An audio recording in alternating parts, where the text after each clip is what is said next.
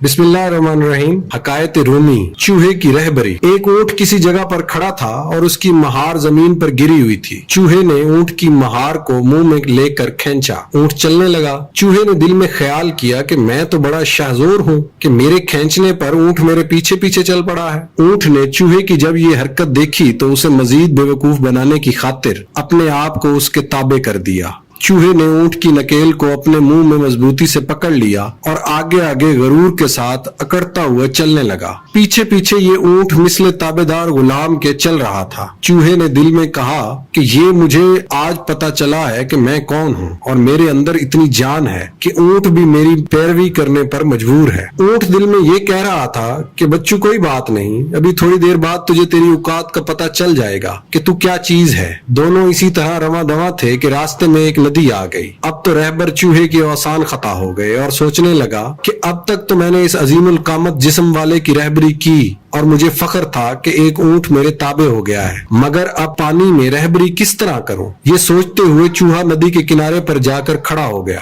ऊंट ने तजाहुल आरफाना से पूछा, ऐ मेरे जंगल और बेयाबां के रहबर, ये तवक्कुफ और हैरानगी कैसी? मर्दाना वार दरिया के अंदर कदम रखो। अब तुम किस फिक्र में डूबे हुए हो और ये हैरत किस बात की? कुछ मर्दानगी और जीदारी के जौहर दिखाओ। तुम हमारे रहनुमा हो। चलो आगे बढ़ो और दरिया में उतरो ताकि तुम्हारे 14 तबक रोशन हो। चूहे ने खौफ से लरजती हुई आवाज में जवाब दिया, उतरूं क्या खाक? नदी बहुत गहरी मालूम होती है। ऊंट ने कहा, अच्छा मैं देखता हूँ कि पानी कितना गहरा है। ये कहकर ऊंट पानी में दाखिल हो गया और कहने लगा, मेरे शेख मेरे राहबर, इसमें तो जानो जानो पानी है, बस तू इतने ही पानी से दहशत खा गया। ऊंट ने कहा, ए पेशरो, इस तरह रास्ता खोटा न करो, सीधे सीधे पानी में आकर रहबरी कर। तुम्हें तो मेरी रहबरी पर बड़ा नाज और फख्र है। चूहे ने कहा, जनाब आपके जानों और मेरे जानों में जमीन आसमान का फर्क है। आप मुझे गर्क करना चाहते हैं? जो पानी आपके जानों तक गहरा है वो मेरे सर से 100 गज ऊंचा है। चूहे को जब अपनी औकात का पता चल गया तो कहने लगा, जनाब मैं अपने किए पर बहुत शर्मिंदा हूँ, मेरी तौबा,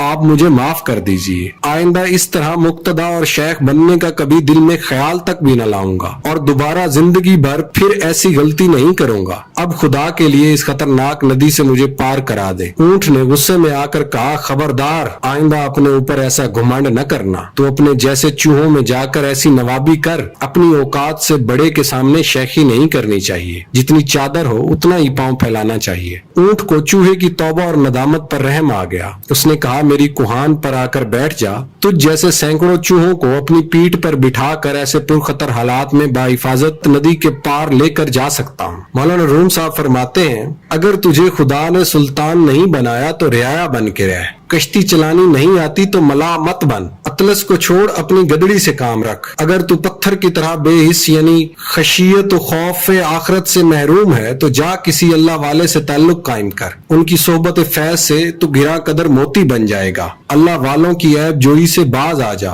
और शाह पर चोरी का इल्जाम मत लगा, क्योंकि उसे चोरी करने की क्या जरूरत है। सुन और खामोश हो जा। अगर तू हक की जबान नहीं तो कान बन जा।